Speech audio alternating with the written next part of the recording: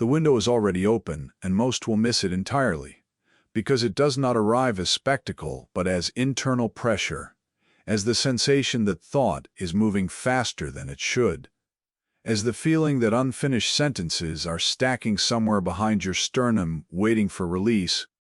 And what you are perceiving is not anxiety in the clinical sense, but alignment signal, because Mars is crossing the 0-degree threshold of Gemini on the 28th of June, 2026, and that crossing is not decorative background weather, but a structural reconfiguration of how drive, initiative, and momentum express themselves through cognition, language, and branching decision architecture.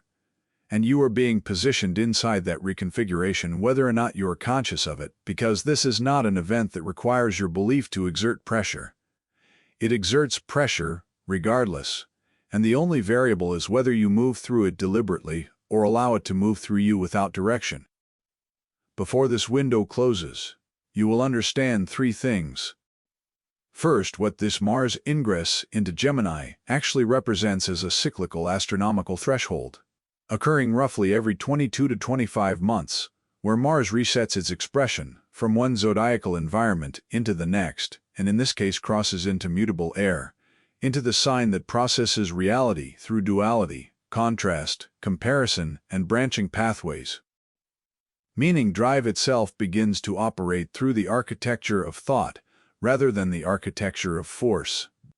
Second, which four zodiac axes absorb the most structural pressure during this ingress, and what each of those axes requires from you in terms of attention, discipline, cognitive containment, and emotional regulation when speed begins to outpace clarity, when communication accelerates past reflection, when the mind offers 10 directions simultaneously and demands that you choose all of them at once.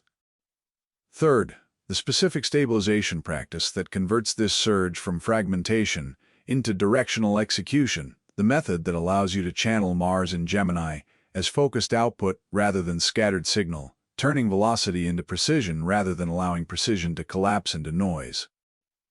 You felt this coming before. You had language for it. That is not a metaphor. That is the consistent phenomenological report of cycles like this, where the internal environment begins shifting before the external confirmation arrives, where the nervous system registers a change in pressure before the intellectual framework names it. And you are already inside the activation corridor of that shift.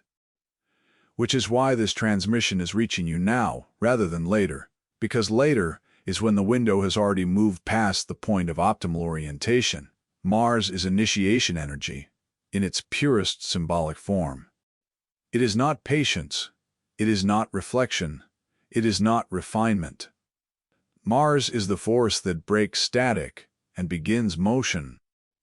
And in every zodiacal environment Mars enters, it expresses that initiation through the specific logic of that sign, through the sign's native mode of processing, operating, and relating to the world. When Mars moves through Earth signs, initiation becomes physical, structural, endurance-based, concerned with material consequence and slow accumulation. When Mars moves through water signs, initiation becomes emotional, instinctive, governed by feeling states and undercurrent forces that are not visible until they surface. But when Mars enters an air sign, and specifically when it enters Gemini, initiation becomes cognitive, drive itself becomes distributed across thought channels. Momentum stops being linear and starts branching.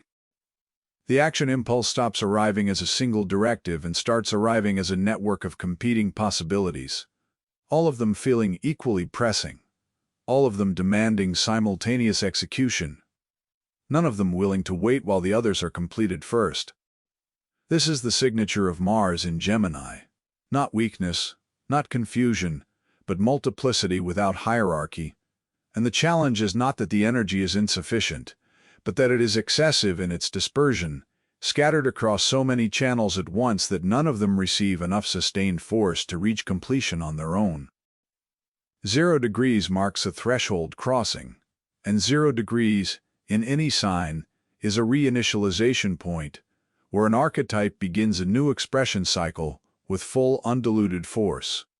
There is no habituation at 0 degrees, no accumulated resistance, no prior negotiation with the environment. Mars at 0 degrees Gemini is raw ignition, entering a system that processes through variation, adaptability, and rapid switching, and the result is that the opening phase of this transit tends to feel overwhelming in its cognitive speed, disorienting in its multiplicity, and exhilarating and exhausting in roughly equal measure, depending on whether a structure for containment is already in place. If it is not, you will feel this as mental noise. If it is, you will feel this as acceleration toward something real. The body registers this transit before the mind names it, because the body does not wait for narrative framing to respond to symbolic pressure. You may have already noticed a particular quality of restlessness that is not physical fatigue but cognitive overflow, a sense that internal dialogue is moving at a speed that makes stillness uncomfortable, a tightness in the chest that is not cardiac but communicative. As if the pressure to express something has found nowhere to discharge and is building against the walls of your rib cage, and a quality of hand energy, a micro-tension or desire for movement in the fingers and wrists, that mirrors the mind's impulse to transmit, to type, to reach, to respond. These are not symptoms of disorder. These are somatic correlates of Mars moving into its expressive phase through a mutable air channel, and they are reported consistently within astrological interpretive frameworks as markers of this particular energetic signature, and acknowledging them is part of the orientation process because what is named is no longer. What is named becomes observable, and what is observable becomes governable. The transmission is already in your nervous system. The question is whether you are translating it into structured output or allowing it to generate interference patterns that block execution entirely. This is the hidden binary of Mars in Gemini. It is not a question of whether you will be activated, because you will. It is a question of whether that activation moves you toward completion or toward fragmentation, and that outcome is not predetermined by the transit itself, but by the degree of conscious structure you bring to it. Now, the 4 zodiacal axes most pressured by this ingress are not random selections but geometrically defined activation zones, and Gemini is the first and most direct, because Mars is moving through its native symbolic territory, into the sign whose core operation is already the rapid processing of dual inputs, the generation of options, the movement between perspectives and channels. For Gemini, this ingress functions as identity amplification through cognitive activation, where the self and the mind temporarily merge, where the question of who you are becomes inseparable from what you are thinking and saying and deciding in this precise window. The risk for Gemini in this phase is that the amplification of inner voice becomes indistinguishable from the amplification of outer reactivity, that the urgency to express arrives so fast and so fully formed that expression precedes editing, communication precedes calibration. The strength is that no other zodiacal placement has the raw cognitive throughput that Gemini does when Mars inhabits its field, and if that throughput is directed toward a single meaningful output, the result is a compression of progress that would otherwise take months into weeks.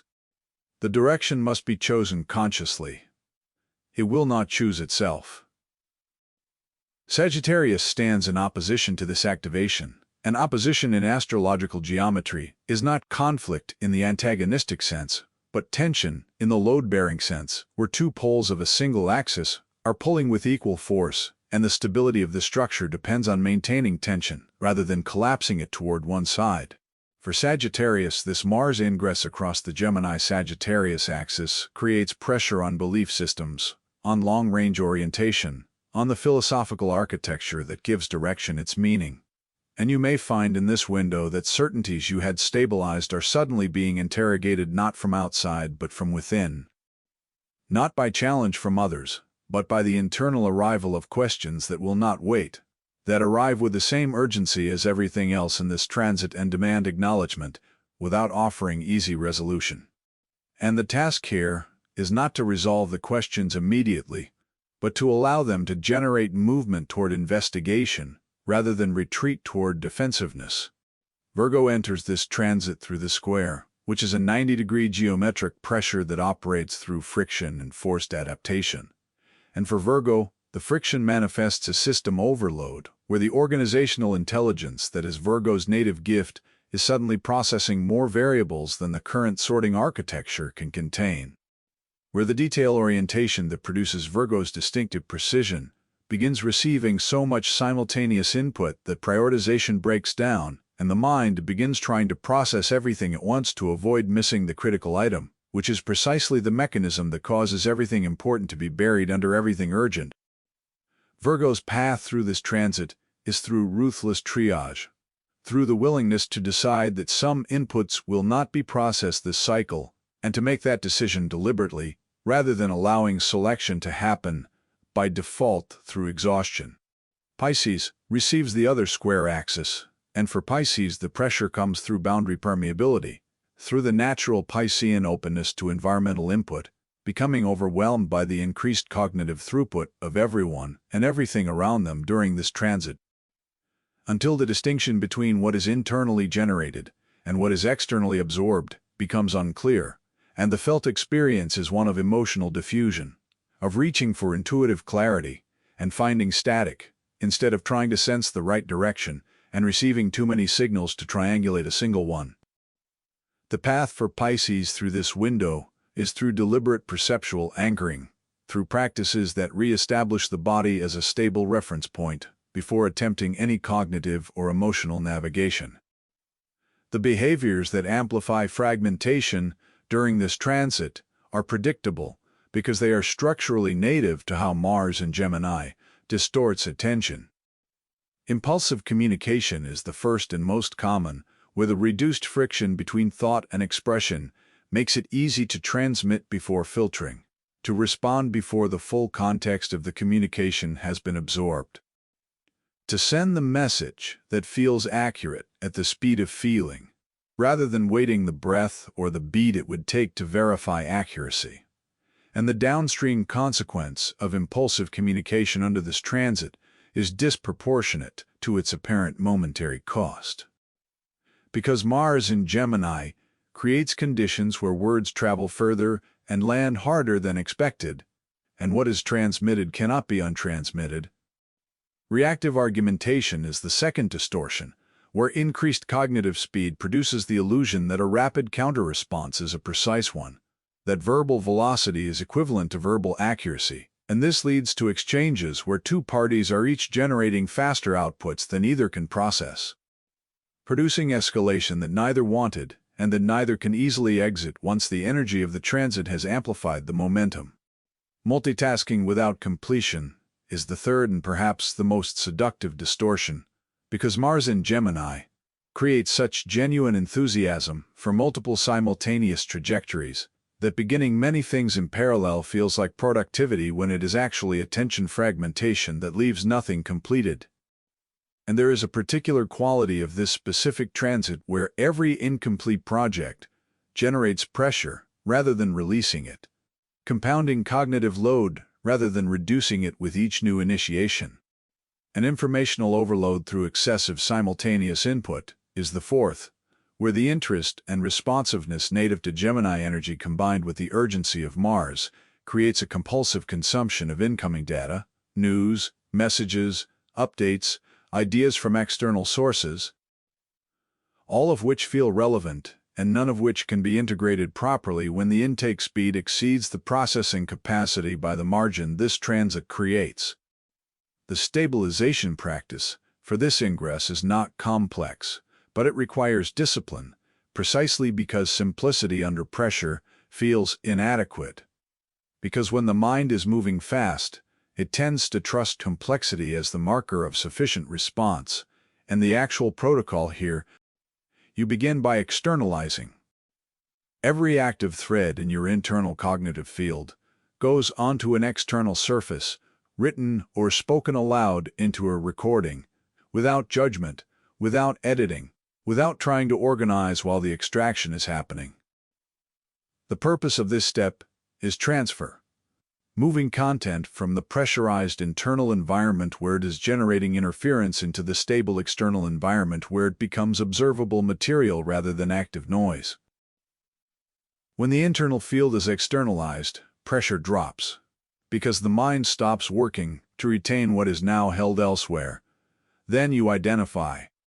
From everything externalized, one thread carries the highest consequence if executed within the immediate cycle, not the most interesting, not the most urgent feeling, but the highest actual consequence. And this distinction requires a moment of reflection that Mars energy will resist because it wants to move before it wants to evaluate. But this is precisely the pause that makes the difference between productive velocity and wasted motion. Then you sequence. You commit to that single thread until a meaningful unit of completion is reached, before introducing any new input, any new project, any new message thread. And this sequencing is not permanent restriction, but temporary architecture that prevents the transit's native dispersion from consuming the execution capacity that the transit itself is generating. And before any emotionally weighted communication in this window, you introduce a deliberate respiratory pause, a full breath cycle, which functions not as hesitation, but as a gating mechanism between the speed of thought and the transmission of language, allowing clarity to catch up with velocity in the fraction of time that a single breath provides. This is a corridor that does not repeat on the same schedule twice. The geometry that produces this exact activation window is not rare in the sense of once per century, but it is not ambient background noise either. It is a defined cycle, a specific configuration, with a specific duration, and the first days of any ingress carry an intensity that stabilizes and differentiates as the transit settles into expression, meaning the window you are in right now is the most activated phase, where the energy is newest and least habituated, and therefore most volatile and most generative simultaneously. What you choose to begin in this phase tends to carry the signature of the transit forward. What you choose to transmit in this phase tends to define the communication architecture you will be working within for weeks. What you choose to complete in this phase tends to do so with a speed and efficiency that would require considerably more effort under different cosmic conditions. This is not fate. This is geometry, symbolic and astronomical simultaneously, and geometry creates conditions, it does not make decisions. But you make them inside fields that are not neutral, and knowing the field is the difference between navigating it and being navigated by it. As this transmission closes its final corridor, the instruction resolves into its simplest and most demanding form. You are not being disrupted by this ingress, you are being accelerated. Disruption and acceleration feel identical at the threshold, because both involve velocity beyond comfort. Both involve the familiar structures of thought being moved faster than they were designed to move. Both involve a renegotiation of what you can hold simultaneously before selection becomes mandatory. But disruption is random, and acceleration is directional. And the direction here is toward the externalization of whatever has been circling internally without landing, toward the communication of whatever has been forming in the body as pressure without finding expression, toward the execution of whatever has been waiting for a surge of initiation energy strong enough to overcome the static friction of inaction. That energy is here. It arrived with Mars at 0 degrees Gemini on the 28th of June, 2026, and it will remain structurally active through the full duration of this transit. Your task is not to survive it, your task is to use it. And using it requires only one thing that does not come naturally under its influence, which is sequencing. The willingness to choose one thread and follow it to completion before the next one begins. To trust that what is not executed today will still be available tomorrow. And to resist the transit's invitation to begin everything simultaneously in favor of completing something singular that will exist beyond the speed of the moment that generated it. The window is open. The energy is inside the field. The only question is whether your attention will govern it, or whether it will govern your attention. That question is answerable. You are already in the answer. The signs that will carry this transit most visibly in the days ahead are not the ones who resist its speed, but the ones who build just enough structure to direct it, and that structural act is available to you right now, in this moment. Before the full intensity of the ingress threshold passes, and the energy normalizes into the ambient throughput of the transit's middle phase. What is available at 0 degrees is not available at 10 degrees. Not because the energy disappears, but because the ignition quality of threshold energy is specific to threshold, and thresholds do not persist, they cross. And then they become interior, they become the new baseline from which all subsequent expression in that cycle operates. You are at the crossing. You are at the place where direction is set before momentum makes direction harder to alter. The practice is waiting for you. The thread is waiting to be identified. The breath is waiting to gate the communication that needs calibration before it becomes a consequence. And none of this asks more of you than you already have. It asks only that you bring what you have into alignment with the window that is currently open, that you allow the acceleration to move you forward rather than sideways, that you decide to be inside this transit consciously, rather than having this transit pass through you without your participation. This is the briefing. This is the window. What you do inside it belongs entirely to you.